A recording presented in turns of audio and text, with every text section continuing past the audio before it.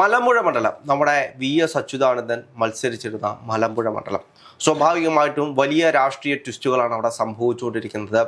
എന്തായിരിക്കാം അവിടുത്തെ ഒരു രാഷ്ട്രീയ സാഹചര്യങ്ങൾ? രാവിലെ CPM-ന് അവരുടെ ശക്തി നഷ്ടമായിക്കൊണ്ടിരിക്കുന്ന ഒരു ജില്ലയാണ് പാലക്കാട്. പാലക്കാട് വിമതരുടെ ഏറ്റവും കൂടുതൽ ശല്യം. PK ശശി മത്സരിക്കുന്നുണ്ട്. അതുപോലെ ഈ പറയുന്ന VS-ന് ഒപ്പം ഉണ്ടായിരുന്ന സുരേഷ് കുമാർ എന്ന് പറയുന്ന VS-നെ നോക്കാനായി പാർട്ടി നിയമിച്ചിരുന്ന ഒരാളാണ് സുരേഷ് കുമാർ. ഈ സുരേഷ് കുമാർ എങ്ങനെയാണ് UDF-ന് വേണ്ടി മലമ്പുഴയിൽ മത്സരിക്കുന്ന സാഹചര്യത്തിലേക്ക് പോയി എന്ന് രാഷ്ട്രീയ കേരളം നോക്കിയാൽ CPM എന്ന് പറയുന്ന പാർട്ടി അദ്ദേഹത്തോട് കാണിച്ച ആ ഒരു ചെയ്ത്ത് അല്ല, അദ്ദേഹം പറഞ്ഞത് ഞാൻ എന്ത് തെറ്റാണ് ചെയ്തത്. അല്ല, സ്വാഭാവികമായിട്ട് അവിടെ നമ്മൾ നോക്കിക്കഴിഞ്ഞാൽ സുരേഷ് അല്ല തെറ്റ് ചെയ്തിട്ടുള്ളത്. അവിടെ VS അച്യുതാനന്ദനോട് ദേഷ്യം. അതെ, VS അച്യുതാനന്ദനെ എങ്ങനെയാണോ പാർട്ടി ട്രീറ്റ് ചെയ്ത് അതിൻ്റെ ഭരണഫലങ്ങളാണ് ഇന്ന് മലമ്പുഴയിൽ അനുഭവിച്ചുകൊണ്ടിരിക്കുന്നത്. നമുക്കറിയാം മലമ്പുഴയിലെ സ്ഥാനാർത്ഥികൾ ആരൊക്കെയാണെന്ന് പറഞ്ഞാൽ സുരേഷ് UDF-ന് വേണ്ടിയിട്ട്, LDF-ന് വേണ്ടിയിട്ട് പ്രഭാകരൻ, NDA-ക്ക് വേണ്ടിയിട്ട് കൃഷ്ണകുമാർ, ഇത്രയും പേരാണ് അവിടെ മത്സരിക്കുന്നത്. സ്വാഭാവികമായിട്ടും അവിടുത്തെ ഒരു രാഷ്ട്രീയ സാഹചര്യങ്ങൾ പരിശോധിച്ചു കഴിഞ്ഞാൽ ഒരു ഇടത് മണ്ഡലമാണ്. തീർച്ചയായിട്ടും VS അച്യുതാനന്ദൻ വളരെ വർഷക്കാലങ്ങളായിട്ട് മത്സരിച്ചുകൊണ്ടിരിക്കുന്ന ഒരു മണ്ഡലമാണ്. എനിക്ക് തോന്നുന്നു 2016 തൊട്ടാണ് അവിടെ BJP 2ാം സ്ഥാനത്തേക്ക് എത്തുന്നത്. അതിനു മുമ്പിട്ട് ലതിക സുഭാഷ് ആയിരുന്നു. ലതിക സുഭാഷ് 50,000 വോട്ടുകൾക്ക് വിജയിച്ചൊരു 50,000 വോട്ടുകൾ വാങ്ങിയൊരു മണ്ഡലമായിരുന്നു. ഇപ്പോൾ 30,000 വോട്ടിലേക്ക് UDF ഒതുങ്ങിപ്പോയിട്ടുള്ളൊരു മണ്ഡലം കൂടിയാണ്. സ്വാഭാവികമായിട്ട് അവിടെ BJP 10,000-50,000 വോട്ടുകൾ വർദ്ധിപ്പിച്ചിട്ടുണ്ട്. അങ്ങനെ ഒരു മണ്ഡലമാണ്. പാലക്കാടിനെ പറ്റി നമുക്ക് കൃത്യമായിട്ട് അറിയാം. പാലക്കാട് ഇന്ന് പല മണ്ഡലങ്ങളും 1ാം സ്ഥാനത്തും 2ാം സ്ഥാനത്തുമായിട്ട് BJP വരുന്നൊരു സാഹചര്യങ്ങൾ പല സ്ഥലങ്ങളിലും BJP വലിയ ശക്തി കേന്ദ്രങ്ങളായിട്ട് മാറുന്നൊരു സാഹചര്യമുണ്ട്. എന്തു തന്നെയാണെങ്കിലും ഇപ്പോൾ ഈ നിമിഷം അത് കൃത്യമായിട്ട് നമ്മൾ നോക്കിക്കഴിഞ്ഞാൽ മലമ്പുഴയിൽ വലിയൊരു UDF തരംഗമാണ് എന്ന് വേണമെങ്കിൽ പറയാം. തീർച്ചയായിട്ടും ഒന്ന് ഭരണവിരുദ്ധ വികാരം കൊണ്ടുള്ള ഒരു തരംഗമുണ്ട്. സ്വാഭാവികമായും അതിനപ്പുറത്തേക്ക് ആദ്യം ചേട്ടൻ പറഞ്ഞതുപോലെ വിമതരുടെ ശല്യം. എല്ലാ ജില്ലയും എടുത്തു കഴിഞ്ഞാൽ ആ ജില്ലയിൽ ഒരു വിമത സ്ഥാനാർത്ഥിയെങ്കിലും ഉണ്ട് എന്നതൊരു യാഥാർത്ഥ്യമാണ്. പാലക്കാട്ടേക്ക് വരികയാണെങ്കിൽ 2 പേരാണുള്ളത്. 2 പേരിൽ ഇപ്പോ PK ശശിയുടെ കാര്യം മാറ്റിവെച്ച് സുരേഷിലേക്ക് വരികയാണെങ്കിൽ സുരേഷ് ഒരു വിമതനായിട്ട് വന്നതല്ല, ഒരിക്കലുമല്ല. താൻ എന്ത് തെറ്റാണ് ചെയ്തത് എന്ന് പാർട്ടിയോട് ചോദിക്കുന്നു. എന്തുകൊണ്ട് എനിക്ക് നിങ്ങൾ അംഗത്വം തരുന്നില്ല? VS-നോടൊപ്പം ഉണ്ടായിരുന്നു എന്നതിന്റെ പേരിൽ, അന്ന് പിണറായി വിജയനെ പിന്താങ്ങാത്തതിന്റെ പേരിൽ ഇന്നിട്ട് കൊല്ലാക്കൊല ചെയ്തുകൊണ്ടിരിക്കുകയാണ് സുരേഷിനെ. അവസാന നിമിഷം അദ്ദേഹം പറഞ്ഞു, അദ്ദേഹത്തിനെ പാർട്ടി പുറത്താക്കുന്ന ഒരു സാഹചര്യം വന്നു. എന്തുകൊണ്ട് എന്നെ പാർട്ടി മെമ്പർഷിപ്പ് നിങ്ങൾ പുതുക്കൽ 7 തവണ ആയാലും നിങ്ങൾ ചോദിച്ചാൽ നിങ്ങളെ എടുക്കില്ല എന്ന അഹങ്കാരം നിറഞ്ഞ ഒരു വർത്തമാനമാണ് പറഞ്ഞത്.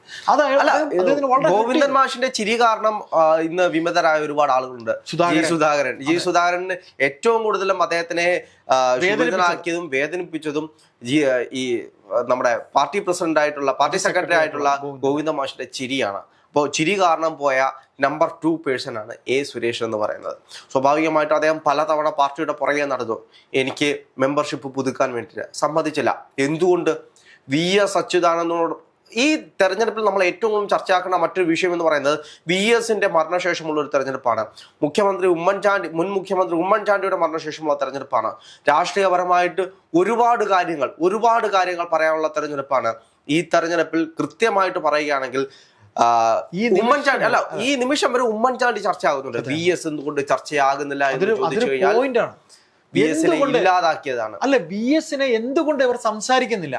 ഈ പറയുന്ന പോലെ ഉമ്മൻചാണ്ടി എന്ന ജനകീയ നേതാവിനെ ഓർത്ത് പറയുമ്പോൾ VS-നെ പറയാൻ എന്തുകൊണ്ട് അദ്ദേഹത്തിന് യോഗ്യതയില്ല? VS-നോടൊപ്പം ഉണ്ടായിരുന്നവരെല്ലാം ഇന്ന് പിണറായി വിജയനെ ചീത്ത വിളിക്കേണ്ട ഒരു അവസ്ഥയിലേക്ക് എത്തിച്ചിട്ടുണ്ടെങ്കിൽ അത് ആരുടെ കുഴപ്പമാണ്? അതായത് നമുക്കറിയാം CPM പാർട്ടിയിലെ 2 ശക്തി കേന്ദ്രങ്ങളായിരുന്നു. ഒന്ന് VS അച്യുതാനന്ദനും ഒന്ന് പിണറായി വിജയനും. VS കണ്ടെത്തിയ ആളാണ് പിണറായി വിജയൻ.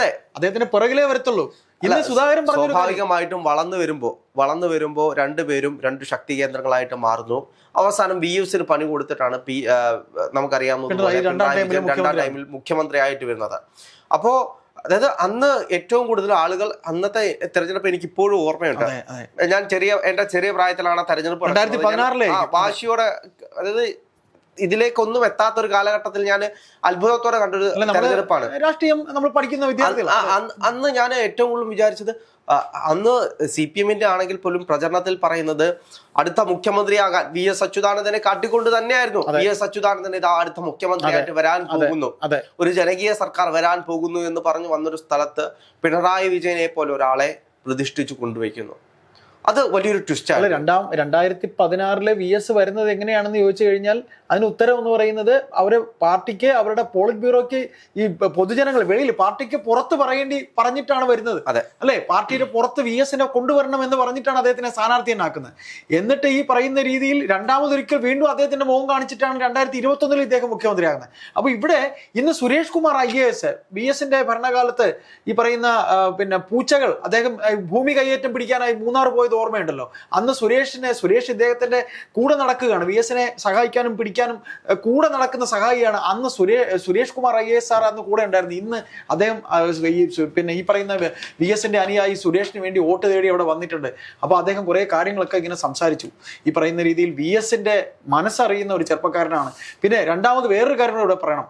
ഈ പ്രഭാകരൻ എന്ന് പറയുന്ന LDF-ന്റെ സ്ഥാനാർത്ഥി, അവിടെ രാഹുൽ ഇപ്പൊ അല്പം മുമ്പ് പറഞ്ഞതുപോലെ ഒരു മൃഗീയ ഭൂരിപക്ഷം ഉള്ള സ്ഥലമാണ് മലമ്പുഴ. അവിടെ ഇത്തരത്തിലൊരു സ്ഥാനാർത്ഥിയെ നിർത്തേണ്ടി വന്നത്, അല്ലെങ്കിൽ കോൺഗ്രസ് സ്വാഭാവികമായിട്ടും എനിക്ക് ചിന്തിക്കാൻ കഴിയുന്ന മറ്റൊരു കാര്യം എന്ന് പറയുന്നത്, അവിടുത്തെ മനുഷ്യരാരും VS-നെ മറന്നു കാണില്ല. തീർച്ചയായും VS വർഷങ്ങളായിട്ട് മത്സരിച്ചുകൊണ്ടിരുന്ന എങ്ങനെയാണ് VS-നെ മലമ്പുഴ നിർത്തിയെന്നറിയോ? സ്വന്തം നാടായ മാരാരിക്കുളത്ത് പാർട്ടി പാലം വലിച്ച് അദ്ദേഹത്തിനെ തോൽപ്പിച്ച് ഭരണത്തിൽ പാർട്ടി വരുന്നു, VS തോൽക്കുന്നു. ഈ ഒരു അവസ്ഥയിൽ VS-നെ ഇനി തോൽപ്പിക്കാൻ പാടില്ല. അപ്പോൾ മാരാരിക്കുളം വിട്ട് പാർട്ടിക്ക് ഏറ്റവും സ്ട്രോങ് ആയിട്ടുള്ള ഒരു സ്ഥലത്തേക്ക് VS-നെ കൊണ്ട് നിർത്തുകയാണ്.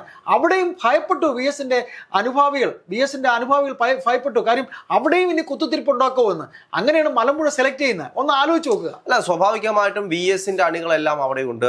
VS-നെ സ്നേഹിച്ച മനുഷ്യരാണ് അവിടുത്തെ ഇന്നത്തെ പാർട്ടി തന്നെ ഉണ്ടാക്കിയിട്ടുള്ളത് എന്ന് നമുക്ക് കൃത്യമായിട്ട് അറിയാം. അപ്പോൾ സ്വാഭാവികമായിട്ടും VS-നെ സ്നേഹിച്ച മനുഷ്യർ ഒന്നുകൂടി ഈ തെരഞ്ഞെടുപ്പിൽ ചിന്തിക്കും. അതുകൊണ്ട് തന്നെ വലിയൊരു സ്പ്ലിറ്റ് ഉണ്ടാവും.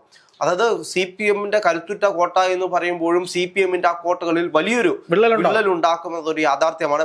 സുരേഷിന്റെ മുന്നേറ്റം എന്ന് പറയുന്നത് നമ്മൾ ഉദ്ദേശിക്കുന്നത് പോലെയല്ല. അത് മാത്രമല്ല, നമുക്ക് ഓർക്കേണ്ട ഒരു കാര്യം, ഇദ്ദേഹത്തിനെ അംഗത്വം എന്നല്ല, അദ്ദേഹത്തിനെ സ്ഥാനാർത്ഥിയായി പ്രഖ്യാപിക്കുന്ന വേദിയിൽ സുരേഷ് പറഞ്ഞൊരു വാചകമുണ്ട്. ഞാനിപ്പോൾ ആ സ്നേഹം എന്ന് പറയും, ആ കൂട്ടായ്മ, എന്നെ ചേർത്ത് നിർത്തുന്ന നിങ്ങളുടെ ആ ഒരു സ്നേഹത്തിന് മുന്നിൽ എനിക്കൊന്നും പറയാനില്ല എന്ന് വികാരാധീനനായിട്ടാണ് സുരേഷ് സംസാരിച്ചത്. കാര്യം അദ്ദേഹം ഇപ്പോഴും പറയുന്നത് ഞാൻ എന്ത് തെറ്റാണ് ചെയ്തതെന്നാണ്. ഇപ്പോൾ അല്പം മുമ്പ് രാഹുൽ പറഞ്ഞ പോലെ ഒരേ ഒരു കാര്യം മാത്രമേ ചെയ്തുള്ളൂ, VS-നൊപ്പം നിന്നു എന്നുള്ള കാര്യം മാത്രമാണ് ചെയ്തത്. ഇവർ ചാർത്തിക്കൊടുത്ത ഒരു തെറ്റും ആ ചെറുപ്പക്കാരൻ ചെയ്തിട്ടില്ല. പാർട്ടിയുടെ പരമോന്നതമായിട്ടുള്ള പോളിറ്റ് ബ്യൂറോ ആയിട്ട് CC-യിലാവട്ടെ അവിടെ നടന്ന ചർച്ചകൾ പത്രങ്ങൾക്ക് ചോർത്തി കൊടുത്തു എന്നുള്ള തെറ്റാണ്, അങ്ങനെ ഒരു തെറ്റാണ് ആരോപിക്കപ്പെടുന്നത്. ഏതായാലും സുരേഷ് കുമാർ ഈ പറയുന്ന രീതിയിൽ അവിടെ പാർട്ടിയുടെ ഈ ശക്തി കേന്ദ്രത്തിൽ നേടുന്ന ഓരോ വോട്ടും VS-നോടുള്ള സ്നേഹമാണ് സുരേഷ് കുമാറിന് അവർ നൽകുന്നത്.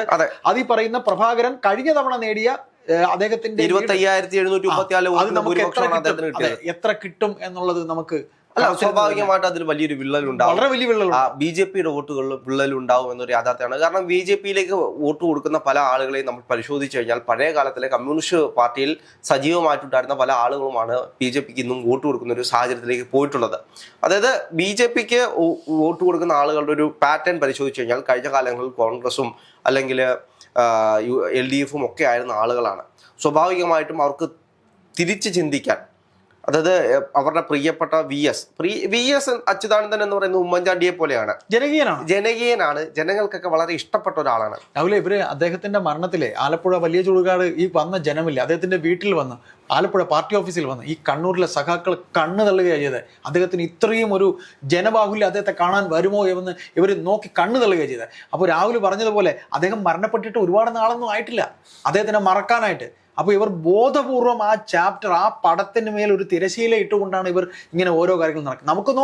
നമുക്ക് നോക്കാം ബോധപൂർവം മറക്കുന്ന VS-നെ കേരള സമൂഹം നിങ്ങൾ ഇത് ചെയ്തില്ല ശ്രദ്ധിക്കുന്നത്. അതുകൊണ്ടാണ് ഞാൻ പറഞ്ഞത്, സുരേഷിനെ വിജയിപ്പിച്ച് അവിടുത്തെ ജനങ്ങൾ VS-നെ ഒന്നുകൂടി തെരഞ്ഞെടുപ്പിൽ ഓർമ്മിപ്പിക്കും. അതായത് ഞാൻ നോക്കിയിട്ട് ഈ തെരഞ്ഞെടുപ്പിലെങ്ങും VS-ന്റെ ഒരു ചിത്രമോ ഒരു ഫ്ലെക്സോ ഒരു ചർച്ചാ വിഷയം പോലും ആയിട്ടില്ല.